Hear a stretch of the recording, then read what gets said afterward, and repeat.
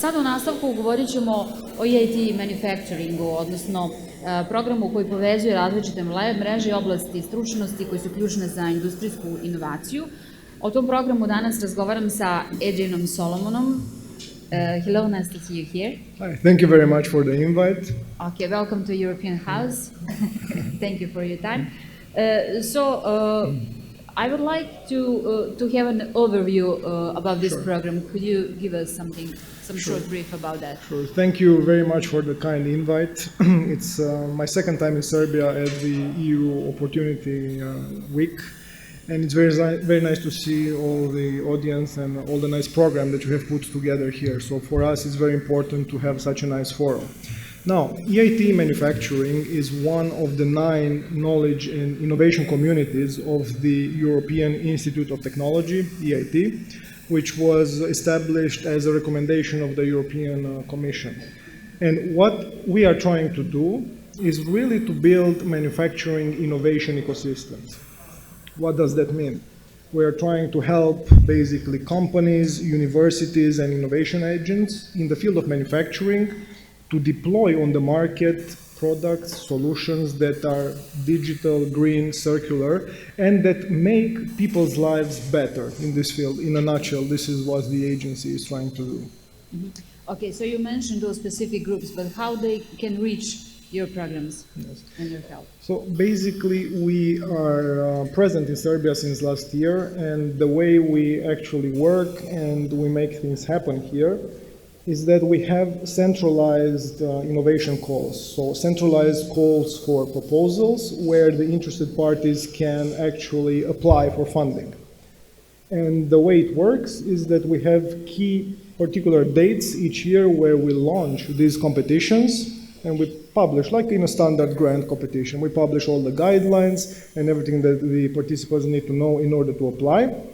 And of course, based on that, then they apply and they get the results. It's like in a standard project application, like they would apply for a Horizon Europe, for example, proposal. This would be the way.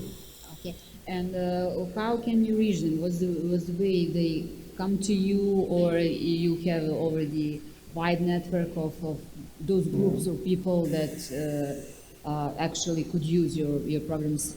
So basically, this is actually a very good question, and starting even from last year when we started the implementation of our programs in Serbia, what we have been doing, of course, besides the standard dissemination that you can go online and find, all this information, what we have been doing is that we have visited particularly, so one-to-one ecosystems, various ecosystems from Serbia.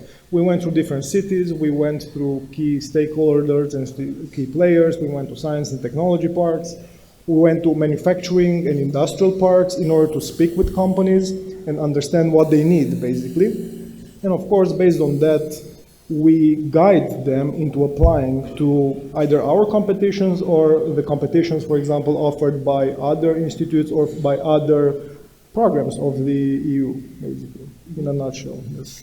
And so far, okay, you're here in Serbia since the beginning of the last year, but you have enough time and enough experience to give us some overview of what was the most challenging for you in that period here in Serbia? Yes. Actually, it was very exciting. I wouldn't use the word challenging, but I would say very, very exciting to, first of all, visit all these industrial sites and to actually realize that the companies, particularly the industry in manufacturing in Serbia, is very strong.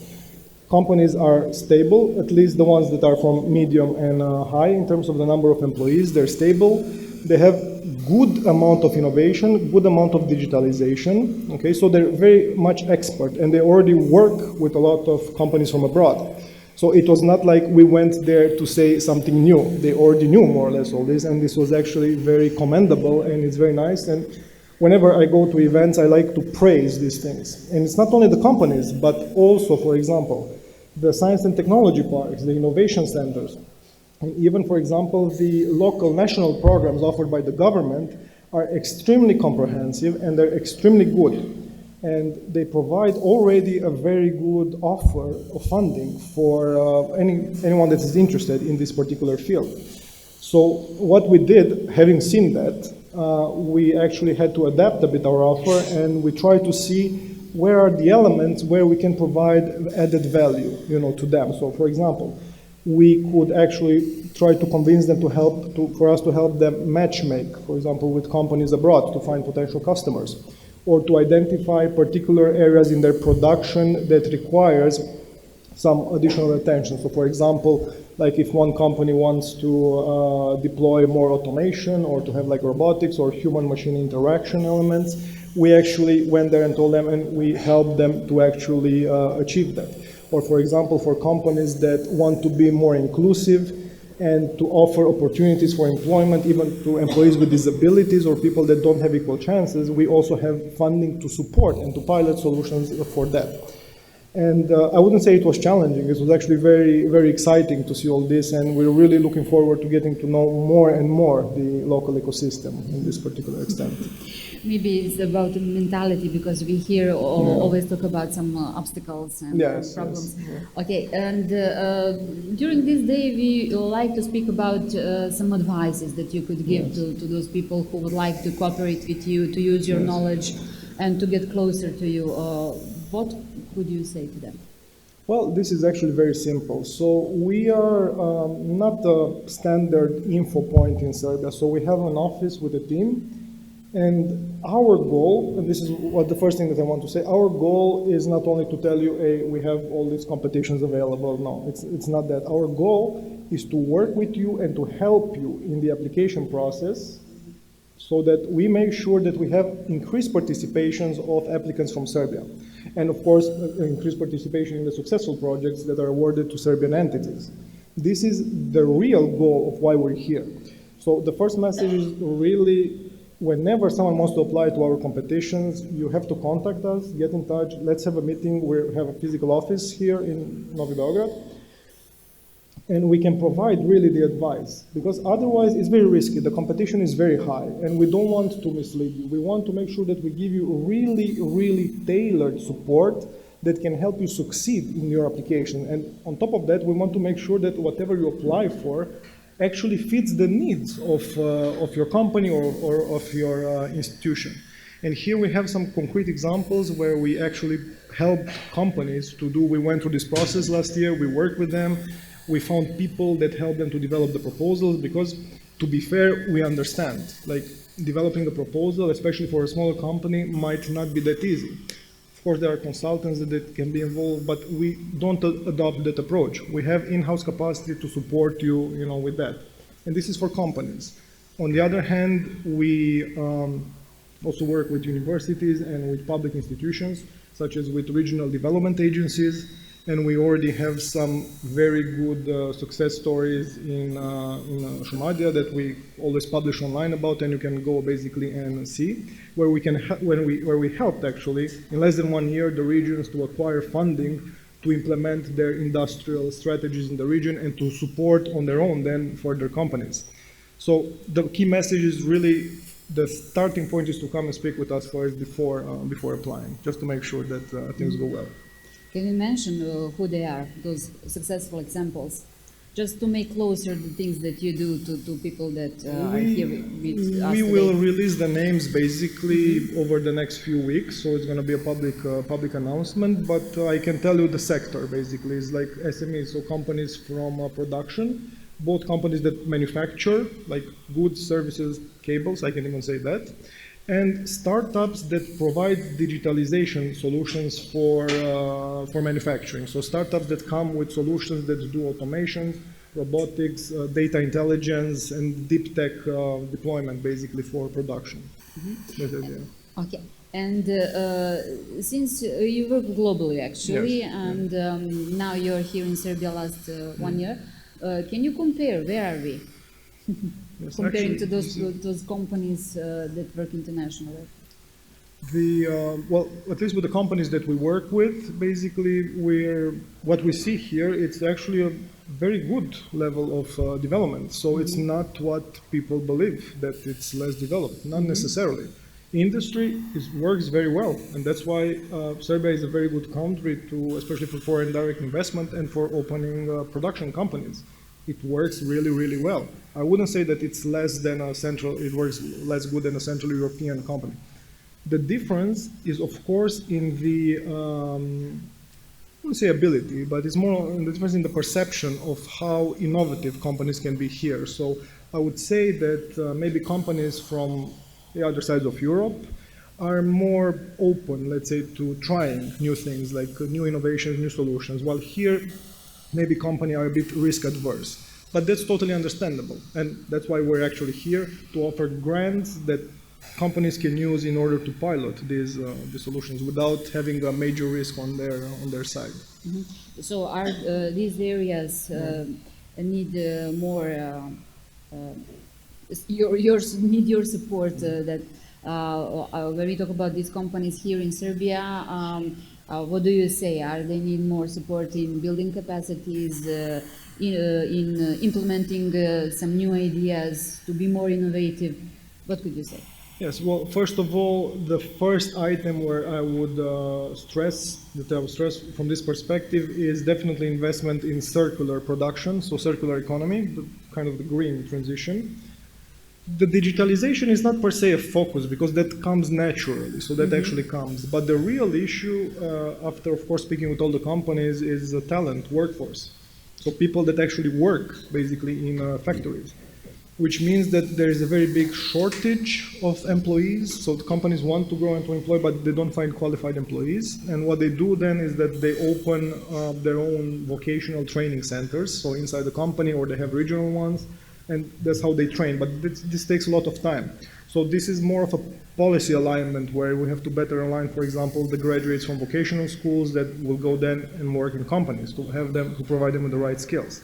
But that's basically the status. Mm-hmm. It's interesting because today during these previous sessions we talk a lot about digitalization, and it actually looks like that we need to do more in that area, and it doesn't have to be like that actually.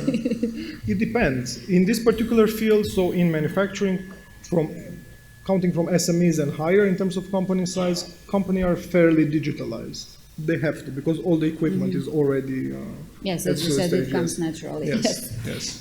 Okay, we have 2 minutes more, and since we have time, I would like to give you a chance to ask some questions. Okay, here.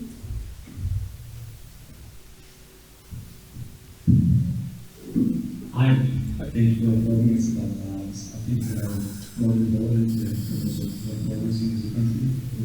Visualization and not only simple question that I would like to ask is, would EIT Manufacturing be available to help the transition and acceptance of European already standardized materials in Europe, such as glass, fiber, reinforced polymer? Since due to some political constraints, we are not still using it here, and it's of course a much better solution, and it's more legislative thing. Just context inside it, the problem from our institutes and our materials, it's easy to have the machine that's being standardized with the manufacturing with the Republic in order to have that input. Thank you. This is actually a very good question, and even beyond this, we are also involved in parallel events and kind of forums that deal with carbon trading and mapping, and the CBAM basically initiative, where companies would have to report the carbon emissions. So I understand what you're saying. We do have national level initiatives. At the moment, we didn't reach yet that kind of discussion. For the beginning, we have our initiatives that they're already being implemented with the government, are more around fostering the innovation communities around the country. This one is an extremely technical one, and it's something that definitely needs to be placed on our agenda and in our focus, definitely, particularly even starting from this year.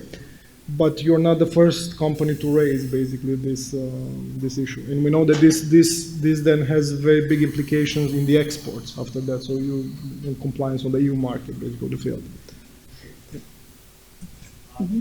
Yeah. So I think that kind of calls our attention to and you have the chance for approving processes which fall into the category. Innovation is, of course, an excellent path to pursue. However, optimizations in previous processes might be good for both the environment, the economy, and projects that are Yes, that's the idea. But very good point. Very, very good point. Thank you. We have one more here. No? Okay. We have enough time if you want to. Okay, here.